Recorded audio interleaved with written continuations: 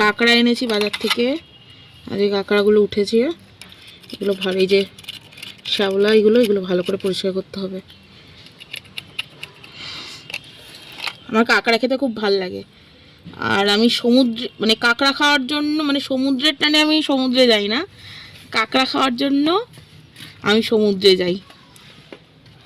এগুলোকে ফেলে দিতে হবে।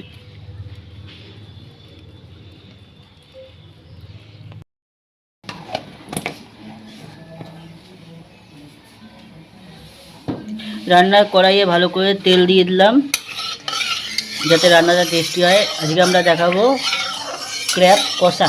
ক্র্যাব কষা দেখাবো তো? হ্যাঁ, ক্র্যাব কষা।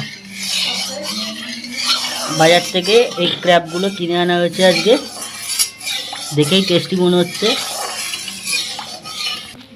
এগুলোকে ভালো করে নুন হলুদ দিয়ে মাখিয়ে নেওয়া হয়েছে, ভালো করে আগে ধুয়ে তারপর নুন হলুদ দিয়ে ভালো করে মাখিয়ে নেওয়া হয়েছে যাতে রান্নার টেস্ট হয়। কড়াইয়ে ঢেলে দেওয়া হচ্ছে। এবার কড়াইয়ে ঢেলে নাড়তে হবে খুন্তি দিয়ে। ভেজে নেব। এই যে কাঁকড়া, কাঁকড়াকে জিরা বাটা বানানো যায়।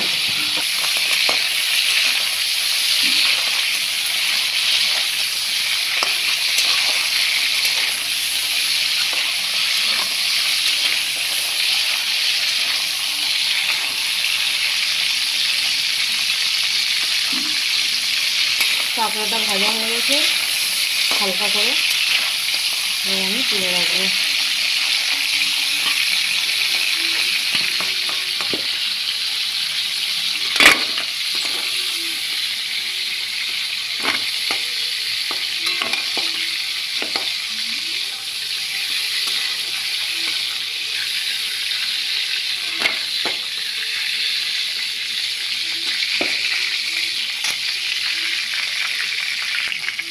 এখানে আস্তে তেল দিয়ে দেবো।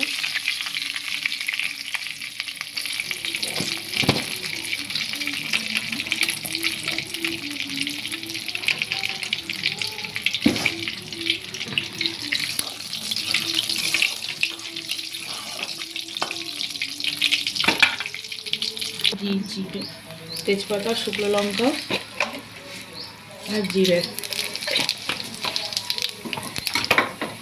দিয়ে কয়েক সেকেন্ড এটা ভাজা হয়ে গেলে আগে থেকে কুচিয়ে রাখা পেঁয়াজ দিয়ে দেবো। দুটো পেঁয়াজ দিয়েছি।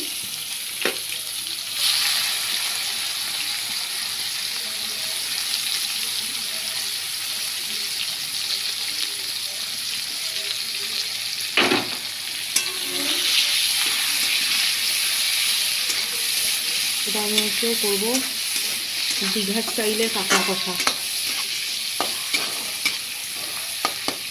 দীঘাতে যেতে গিয়ে এরকম কাঁকড়া কষা, সমুদ্রের পাড়ে ঢেউ আসবে আর হাওয়া চলবে, আর এরকম কাঁকড়া কষা ঝাল ঝাল করে খেতে ভালো লাগে। আমি একটু নুন দিয়ে দেবো। এটা বেশ ভালো করে ভাজা করবো।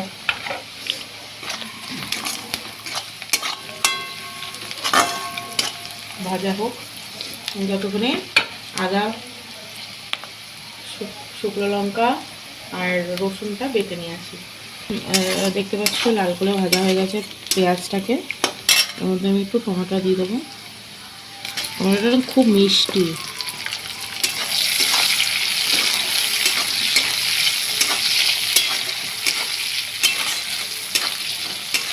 শুকনো লঙ্কা, রসুন আর আদা বাটাটা আছে, এটাকে দিয়ে আমি কষিয়ে থাকবো।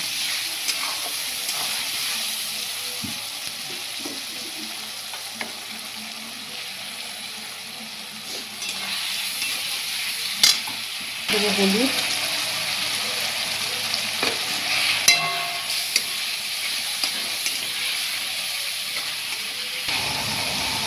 কালারের দিয়ে দেবো এখানে কাশ্মীরি লঙ্কা দেবো।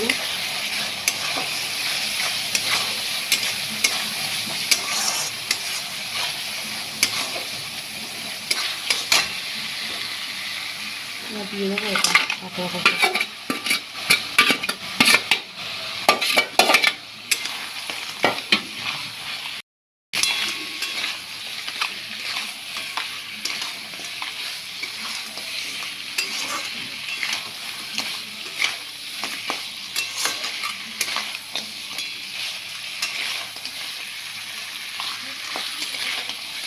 কাঁকড়া হতে একদম অল্প সময় লাগে, আর খুব টেস্টি খেতে।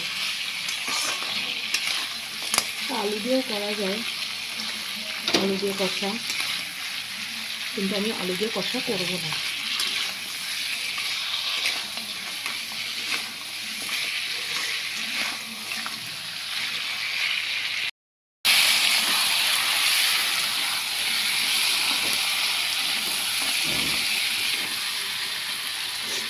একটু ঝাল করার জন্য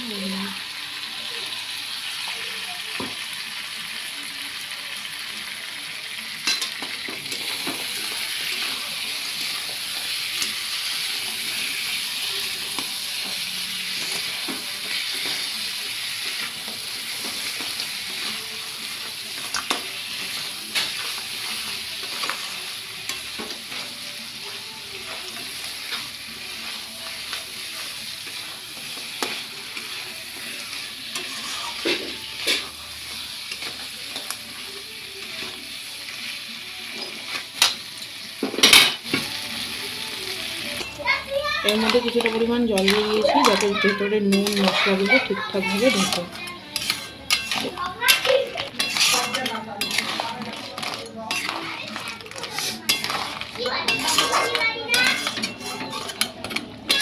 এবার ধনেপাতা উপর দিয়ে কুচি দিয়ে দেবো।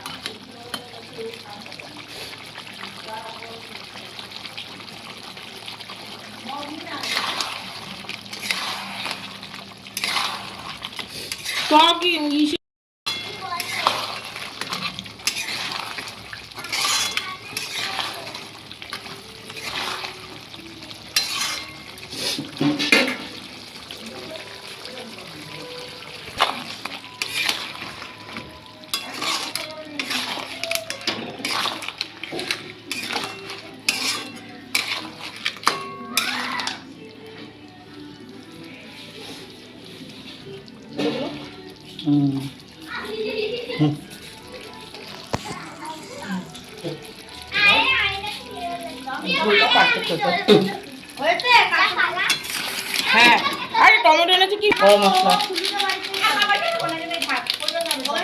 নামানোর আগে গরম মশলা দিয়ে দিলাম, ব্যাস হয়ে গেছে। এবার নামিয়ে দেবো। আচ্ছা, রান্না রেডি হয়ে গেছে, ক্র্যাব কষা দীঘা স্টাইলের। এবার নামিয়ে দেবো রান্না।